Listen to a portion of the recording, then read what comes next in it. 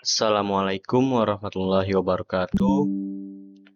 Jadi di sini saya akan mempresentasikan tugas 3 mata kuliah basis data dengan judul Aljabar Relasional 3.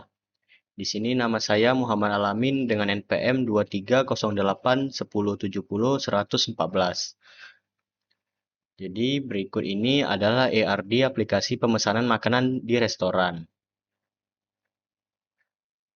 Jadi setelah ERD diubah menjadi tabel-tabel berelasi dan dilakukan proses insert data ke dalam tabel yang sudah dibuat, tabel-tabel tersebut akan dilakukan proses seleksi dengan fungsi agregat dengan pemberian nama alias, proses order by dan group by, serta proses penggabungan antara tabel dengan cross join, inner join, left join, dan right join.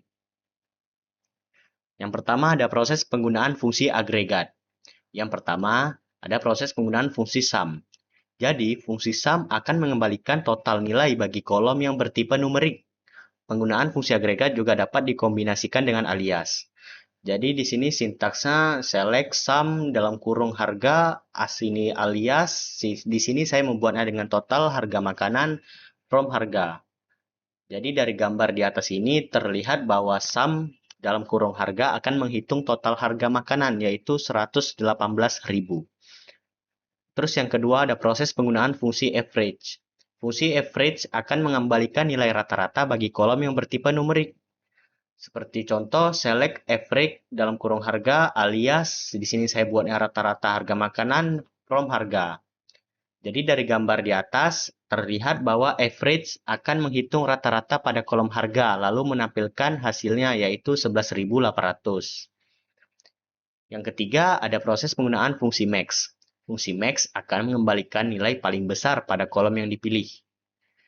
Jadi dengan menggunakan sintaks select max dalam kurung harga alias harga makanan termahal from harga, terlihat bahwa fungsi max dalam kurung harga akan menampilkan nilai tertinggi pada kolom harga di tabel harga, yaitu 19.000. Yang keempat ada proses penggunaan min. Fungsi min akan mengembalikan nilai paling kecil pada kolom yang dipilih.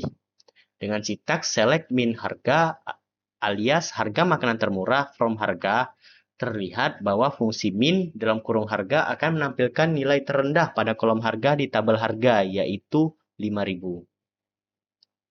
Terus yang terakhir di fungsi agregat ada proses penggunaan fungsi count. Fungsi count akan mengembalikan banyaknya baris yang memenuhi kriteria tertentu dengan kata lain untuk menghitung berapa banyak data. Jadi dengan sintaks select count dalam kurung tanda bintang alias total menu from menu. Terlihat bahwa fungsi count akan menampilkan total menu yang tersedia pada tabel menu, yaitu ada 10 menu. Terus yang kedua ada proses menampilkan data secara terurut. Untuk menampilkan data secara terurut, kita dapat menggunakan statement order by. Statement order by digunakan untuk mengurutkan hasil seleksi data. Jika menginginkan data yang ditampilkan urut berdasarkan pada urutan terkecil ke besar, dapat menggunakan ascending. Sedangkan untuk mengurutkan data berdasarkan data yang terbesar ke kecil, dapat menggunakan descending. Jadi dari gambar di sini terlihat bahwa statement order by nama underscore pelanggan descending akan menampilkan data pada tabel pelanggan dengan keadaan nama pelanggan yang berurut dari abjad yang paling akhir ke paling awal, dari abjad W ke abjad A. Yang ketiga ada proses penggunaan fungsi agregat dan group by. Statement group by digunakan untuk mengelompokkan data berdasarkan kolom. Biasanya dipakai bersama-sama dengan fungsi agregat. Jadi dari gambar di atas ini terlihat bahwa statement order by yang dikombinasikan dengan fungsi agregat count mengelompokkan total menu berdasarkan jenis makanannya. Jadi di sini semua menu memiliki total menu 1. Terus yang keempat ada proses penggabungan tabel. Yang pertama ada penggabungan tabel menggunakan cross join. Cross join akan menciptakan hasil yang didasarkan pada semua kemungkinan kombinasi baris dalam tabel-tabel yang berelasi. Di sini outputnya lumayan panjang, hampir sampai 100 data.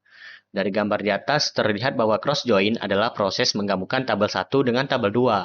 Di sini dapat dilihat hasil didapat adalah 100 data yang dimana kita mempunyai 10 data pada tabel nama dan 10 data pada tabel nama underscore menu. Lalu seluruhnya akan digabungkan. M kali N atau 10 kali 10 yang hasilnya 100. Terus yang kedua ada penggabungan tabel menggunakan inner join. Inner join merupakan jenis join yang paling umum digunakan pada semua DBMS. Inner join digunakan untuk mengembalikan semua baris yang muncul pada kedua-dua tabel yang letak relasinya pada perintah on. Jadi dari gambar di atas terlihat bahwa inner join digunakan untuk mengembalikan semua baris yang muncul pada kedua-dua tabel yang letak relasinya pada perintah on. Terus yang terakhir, yang ketiga ada penggabungan tabel menggunakan left join. Left join termasuk dalam outer join. Left join digunakan untuk mengembalikan semua baris dari tabel sebelah kiri dan baris yang ada pasangannya pada tabel sebelah kanan.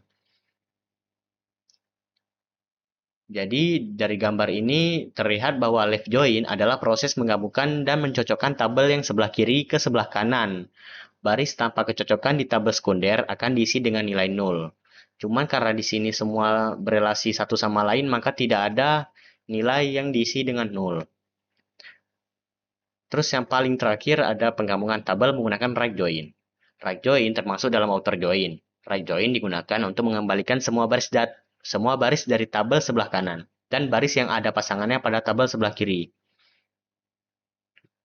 Jadi dari tabel di atas terlihat bahwa fungsi right join adalah mencocokkan pada tabel sebelah kanan dan baris yang ada pasangannya pada tabel sebelah kiri. Karena terdapat hubungan satu ke satu yang ketat antara kolom yang dijoin, maka baik left join dan right join akan menghasilkan output yang sama. Mungkin itu saja presentasi dari saya. Lebih dan kurang saya mohon maaf. Wabillahi taufiq wal hidayah. Assalamualaikum warahmatullahi wabarakatuh.